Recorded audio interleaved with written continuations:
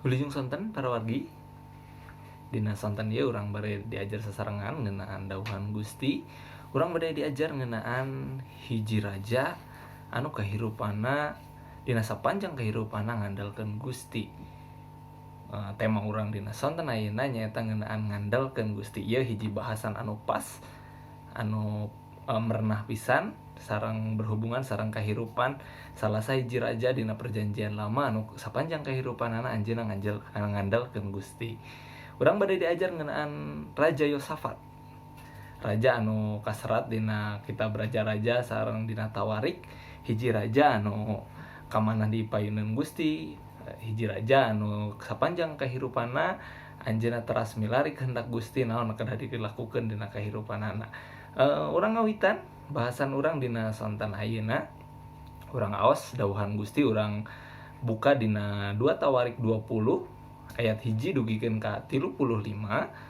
Kumargi bahasan ieu panjang ke para wargi tiasa ngaos secara lengkap di bumi masing-masing, tetapi dina sonten ayeuna urang potong-potong sababaraha bagian tina ayat 1 dugikeun ka 35 ieu mung dicandak sababaraha bagian. Salarosna bagian ngeunaan Raja Yosafat ieu hiji bahasan anu henteu terlalu panjang tetapi seueur kisahna gitu. Tetapi spesifikna dina sonten ayeuna urang bade diajar ngeunaan di waktos Raja Yosafat kena masalah di mana anjeunna baris diserang ku Moab, Amon, ku Raja Moab sang Raja Amon, di mana kerajaan Yehuda bade diserang di waktos eta. Mangga urang aos dawuhan Gusti dina sonten ayeuna. Abi henteu ngaos di ayat 1 langsung, tetapi abi langsung aya sababaraha bagian anu diambil. Abi engkena loncat-loncat sababaraha bagian anu ngagambarkeun carios dina pasal 20 ieu. Urang buka dina Tawarik 2 Tawarik 20 ayat 1 dugi 35 panjangna, tetapi sababaraha bagian anu diambil. Ayat 1 dugikeun ka 5 kieu unggalna dawuhan Gusti. Abi ngaos dina bahasa Indonesia. Setelah itu Bani Amon dan Bani Moab datang berperang melawan Yosafat bersama sepasukan orang Menium. Datanglah orang memberitahukan kepada Yosafat, suatu laskar yang besar datang dari seberang laut Asin, dari Edom, menyerang tuanku. Sekarang mereka ada di Hazezon Tamar, yakni En-Gedi. Yosafat menjadi takut, lalu mengambil keputusan untuk mencari Tuhan. Ia menyerukan kepada seluruh Yehuda untuk berpuasa, dan Yehuda berkumpul untuk meminta pertolongan dari Tuhan. Mereka datang dari semua kota di Yehuda untuk mencari Tuhan. Dugi kadinya, abi langsung loncat ke ayat 14. Di saatosna aranjeunna berkumpul berdoa sareng berpuasa, ieu lajengna di ayat 14. Lalu Yahizel bin Zakaria bin Benaya bin Metaya, seorang Lewi dari Bani Asaf, dihinggapi roh Tuhan di tengah-tengah jemaah. Ia dan berseru, camkanlah hai seluruh Yehuda dan penduduk Yerusalem dan tuanku Raja Yosafat, beginilah firman Tuhan kepadamu, janganlah kamu takut dan terkejut karena laskar yang besar ini, sebab bukan kamu yang akan berperang, melainkan Allah. Besok haruslah kamu turun menyerang mereka dan mendaki pendakian Ziz, dan kamu akan mendapati mereka di ujung lembah, di muka ujung gurun Yeruel. Dalam peperangan ini tidak usah kamu bertempur, hai Yehuda dan Yerusalem. Tinggallah berdiri di tempatmu dan lihatlah bagaimana Tuhan memberikan kemenangan kepadamu. Janganlah kamu takut dan terkejut, majulah besok menghadapi mereka, Tuhan akan menyertaimu. Abi loncat deh ke ayat 20. Keesokan harinya, pagi-pagi mereka maju menuju padang gurun Tekoa. Ketika mereka hendak berangkat, berdirilah Yosafat dan berkata, dengar, hai Yehuda dan penduduk Yerusalem, percayalah kepada Tuhan Allahmu dan kamu akan tetap teguh. Percayalah kepada nabi-nabinya dan kamu akan berhasil. Abi loncat deui. Ketika mereka mulai bersorak-sorak dan menyanyikan nyanyian pujian, dibuat Tuhanlah penghadangan terhadap Bani Amon dan Moab dan orang-orang pegunungan Seir yang hendak menyerang Yehuda, sehingga mereka terpukul kalah. Lalu Bani Amon dan Moab berdiri menentang penduduk pegunungan Seir, hendak menumpas dan memunahkan mereka. Segera sesudah mereka membinasakan penduduk Seir, mereka saling membunuh gitu. Jadi singkatnya dina carios pasal 20 ieu, bangsa Yehuda waktu eta bade diserang ku laskar anu ageung nyaeta Bani Moab, Bani Amon sareng sepasukan orang menium gitu. Aranjeunna bade diserang, Raja Yosafat, Raja Yehuda waktu itu di pasihan terang bahwa aya sepasukan besar bade menyerang gitu. Tentuna sebagai manusia Yosafat sieun gitu. Yosafat ngaraos gimir, ngaraos gentar gitu. Hal anu dilakukan pertama kali ke Yosafat adalah menarik pisan dina ayat anu kaopat. Dan Yehuda berkumpul untuk meminta pertolongan pada Tuhan. Mereka datang dari semua kota di Yehuda untuk mencari Tuhan gitu. Di ayat katiluna, Yosafat menjadi takut lalu mengambil keputusan untuk mencari Tuhan gitu. Eta ayat tiluna menarik. Yosafat menjadi takut lalu mengambil keputusan untuk mencari Tuhan gitu. Jadi hal pertama anu dilakukan ku Yosafat di waktu anjeunna ngarasa sieun gimir nyata anjeunna dongkap ka Gusti. Eta hal anu pertama anu dilakukan gitu. Terus saatos eta pas aranjeunna saatos berdoa berpuasa gitu kan, Roh Gusti hinggap di salah sahiji nabina nyata Yahiziel bin Zakaria bin Benaya. Anjeunna nyarioskeun anu ku Gusti dicarioskeun bahwa Yehuda sareng Yosafat teu kada sieun gitu. Kumargi engke Gusti anu baris berperang kangge anjeunna.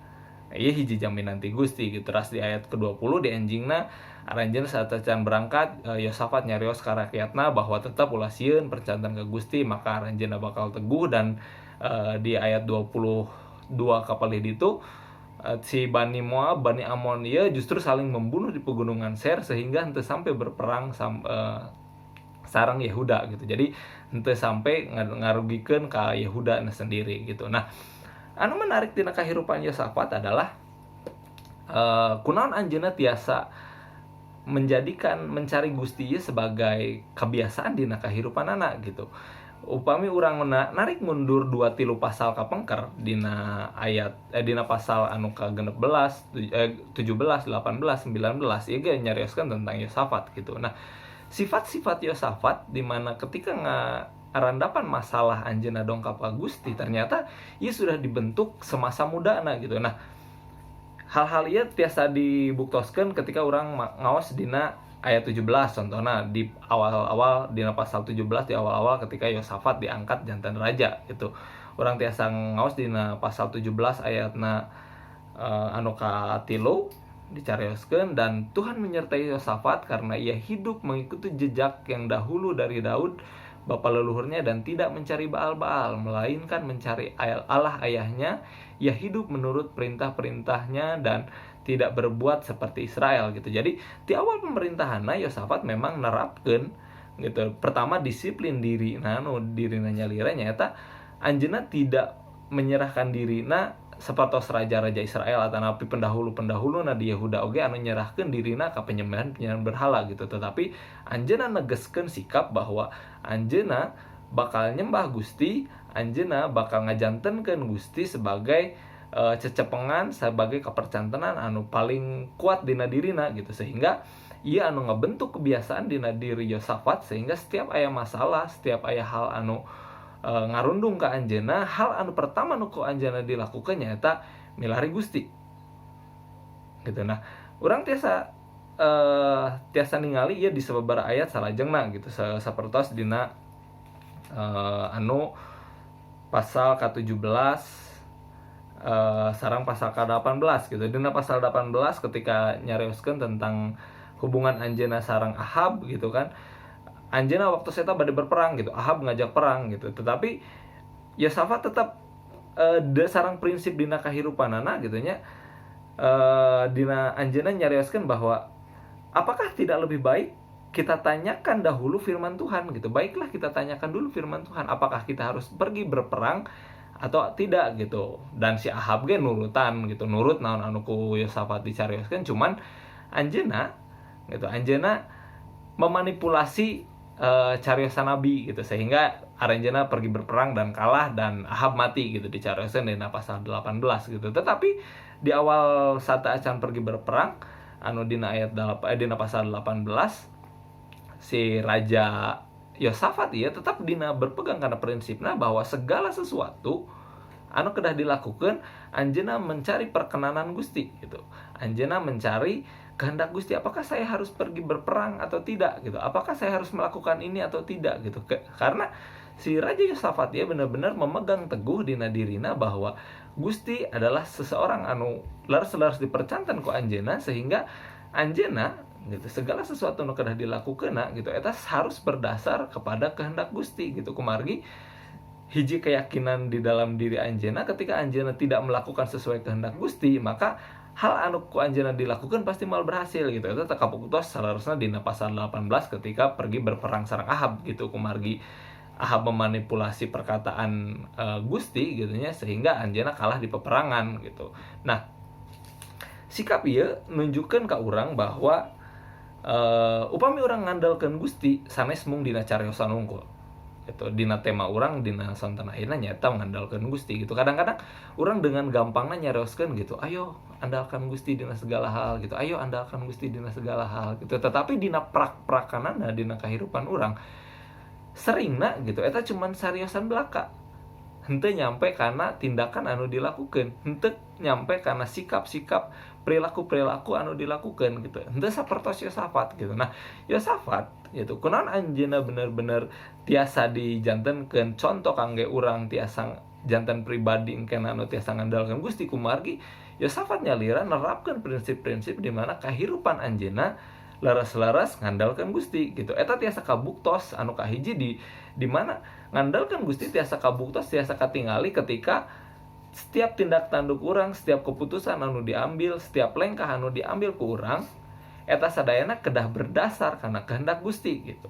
Jadi ketika urang nyarioskeun, oke gitu, andalkan Gusti dina segala hal. Oke, andalkan Gusti dina segala hal. Tetapi hal anu kurang dilakukeun henteu berdasar karena kehendak Gusti, urang sama sekali henteu ngalakukeun kehendak Gusti. Urang sama sekali henteu ngandalkeun Gusti gitu. Anu diandalkeun nya kahayang urang gitu. Anu diandalkeun ambisi urang gitu. Anu diandalkeun kahayang kolot gitu. Anu diandalkeun pendapat batur gitu, tanpa urang melihat sebenarnya Gusti hoyong nanaon gitu. Eta sering kali terjadi di kehidupan urang ketika urang kedah ngambil keputusan gitu. Contohnya keputusan di mana orang kedah bekerja, di mana orang kedah berpendidikan gitu, orang nyandak pendidikan, di mana orang kedah pelayanan gitu, dina bagian naon orang kedah berpelayanan, atanapi sareng saha abi kedah menikah gitu, sareng saha abi kedah berpacaran gitu. Urang nyarioskeun bahwa kadang-kadang urang berdoa, Gusti tunjukkeun di mana pasangan hirup anu sesuai anu ku Gusti dipikahoyong kangge abi gitu. Tetapi dina prak-prakana hal anu kurang dilakukeun nyaeta mencari seseorang anu hanya sesuai dengan kahoyong urang, ambisi urang gitu, tanpa bener-bener ngadangukeun naon anu ku Gusti salaresna dipikahoyong, ku Gusti ditunjukkeun naon anu kedah kurang dilakukeun salaresna gitu. Dan eta sering pisan kejadian dina kahirupan urang gitu. Tetapi henteu eta dina kejadian kahirupan Yosafat gitu. Setiap hal dina kahirupanana gitu nya Yosafat bener-bener nerapkeun bahwa hal anu kudu dilakukan setiap langkahna adalah yang pertama mencari kehendak Gusti. Jadi Yosafat selalu mencari kehendak Gusti dina hal naon anu dilakukeun gitu. Ti awal pemerintahanna dugikeun ka akhir pemerintahanna eta hal anu laras-laras dilakukeun. Hal anu kadua anu kurang tiasa dipelajari tina kahirupan Yosafat adalah anjeunna kunaon tiasa berprinsip teguh, kunaon anjeunna tiasa selalu membuat dirina aya dina kehendak Gusti. Nyaeta anjeunna ngagaduhan keyakinan bahwa hal anu terbaik hanya dapat dikengingkeun melalui kehendak Gusti gitu. Kieu maksudna. Urang kadang nyarioskeun tentang iman gitu, beriman gitu, iman kepercantanan urang ka Gusti. Urang nyarioskeun tentang kumaha urang kedah bersikap gitu ketika Gusti nyarios gitu kan. Ye nyarioskeun tentang hal anu sering ku urang dipelajari nyaeta ngeunahan segala sesuatu naros ka Gusti gitu. Iya gitu. Kadang-kadang urang ngelakukeun hal anu pertama gitu, step anu pertama. Urang naros ka Gusti ngeunaan segala sesuatu dina kahirupan urang gitu. Tetapi urang henteu ngalakukeun anu kadua gitu. Urang henteu mempercayai naon anu ku Gusti disebatkeunna gitu, naon anu ku Gusti disaurkeunna gitu. Urang contohna misalkan ngenaan pasangan hirup anu paling gampil gitu, urang nyarioskeun tentang pasangan hirup ka Gusti, ngadoakeun tentang pasangan hirup ka Gusti gitu, dan Gusti nyarios tunggu dulu gitu kadang-kadang, tapi urang terburu-buru dan mengambil keputusan anu salah gitu. Tunggu dulu tetapi kadang-kadang malah menyelonong duluan gitu kan, atau tapi anu bergumul misalkan anu masih sekolah hoyong lebet ke perguruan tinggi gitu, ngadoa ke Gusti gitu kan, abi hoyong masuk perguruan tinggi negeri gitu, tapi hal anu dilakukan anjeunna bener-bener untuk mempersiapkan diri gitu, ya bentuk ketidakpercayaan karena naon engke ku Gusti anu baris dikasihkeun gitu. Nah ieu hiji hal anu henteu kurang tingali dina kahirupan Yosafat gitu kan. Yosafat ketika Gusti nyarios gitu, anjeunna ngarakukeun persis naon anu ku Gusti disebatkeun kangge anjeunna dilakukeun. Ieu tiasa kurang ditingali dina pasal 20 tadi nu kurang disebatkeun gitu, ketika anjeunna naros ka Gusti naon anu kedah dilakukeun dan Gusti nyarios ngalangkungan roh Gusti anu hinggap di Yahizel bin Zakaria gitu kan, dan nyarioskeun naon anu kedah dilakukeun, anjeunna kedah maju tetapi nanti aku yang berperang gitu. Nah sekedar informasi kangge urang gitu, si Raja Yosafat ieu hiji raja anu disegani ku raja-raja di sekitarna gitu kan. Raja Israel oge anu tadina hubunganna teu sae gitu kan sareng Ahab, anjeunna tiasa ngajalin hubungan anu sae sareng puterana oge gitu kan. Jadi sareng raja-raja di sekitarna anjeunna disegani gitu ku karenanya eta pengaruh karisma anu ku Gusti dipasihkeun ka Raja Yosafat gitu. Tetapi si Raja Yosafat ya henteu ngagunakeun hal eta sebagai cara anu dilakukan kangge ketika masalah eta datang. Maksudna bieu, ketika aya jalmi nu nyarioskeun bahwa aranjeunna bade diserang, ketika Yehuda bade diserang ku Bani Moab sareng Bani Amon gitu kan, upami nilih kana relasi kan biasana mun kerajaan-kerajaan bade diserang gitu, biasana hiji kerajaan anu caket baris ngundang kerajaan anu lain kangge berperang gitu. Eta kejadian anu dina pasal 19 anu perkawis Ahab gitu kan. Nah karena Yosafat ieu seorang anu disegani gitu, moal susah lah kangge Yosafat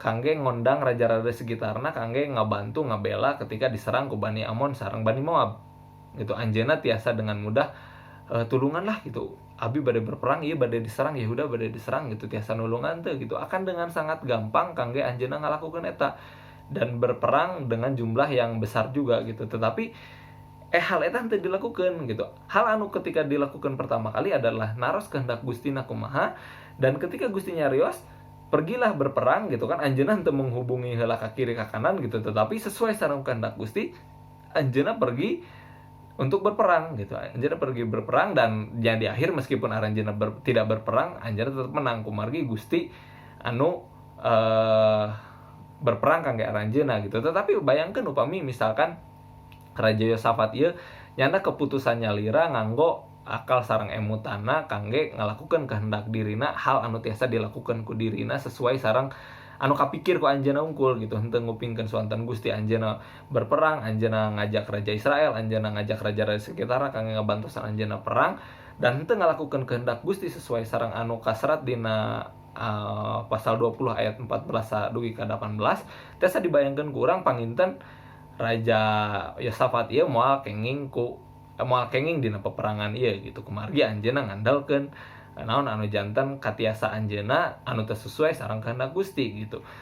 Tong lepat oge gitu, kadang-kadang ketika orang nyarioskeun perkawis iman kapercantenan orang ke Gusti, kadang-kadang aya orang-orang anu menyuruh orang kangge membuang logika sareng pikiran orang gitu, supaya orang bener-bener menyesuaikan sareng kehendak Gusti gitu kan.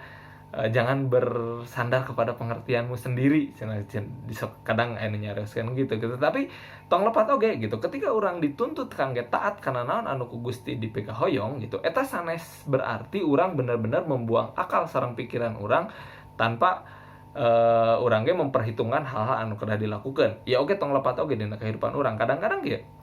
Soalna sok aya jalmi-jalmi golongan-golongan jalmi anu henteu resep ka jalmi-jalmi pinter gitu. Disebatna karena aranjeunna bakal nyebatkeun orang pintar akan mengandalkan kepintarannya cenah untuk menemukan jalan. Memang kadang-kadang aya sapertos kitu, tetapi anu leres adalah sapertos kieu.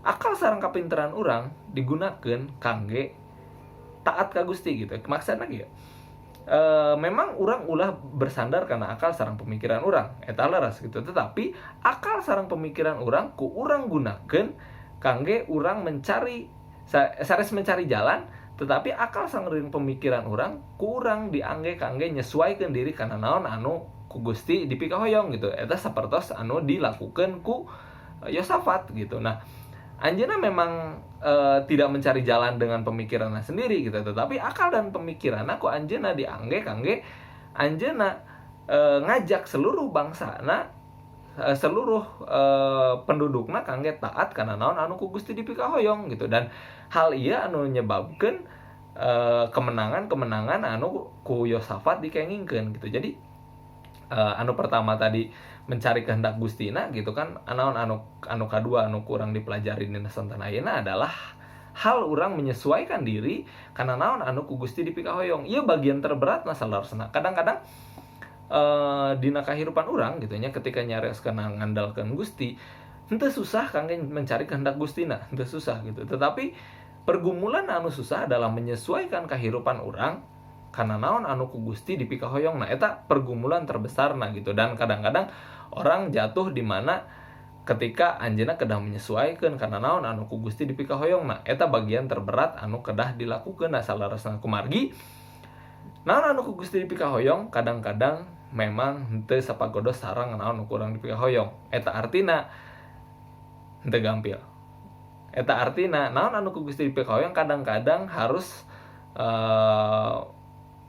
menyeret urang tina kenyamanan urang gitu. Naon anu ku Gusti dipikahoyong kadang-kadang membuat urang gitu kan harus bergerak dina kenyamanan urang dan melakukan ketidaknyamanan gitu, dan membuat hal-hal eta anu sering membuat orang gagal gitu. Kumargi kadang-kadang orang berpikir adalah melakukan kehendak Gusti adalah menikmati kenyamanan, melakukan kehendak Gusti adalah orang tidak melakukan apa-apa dan Gusti yang melakukan segala sesuatu.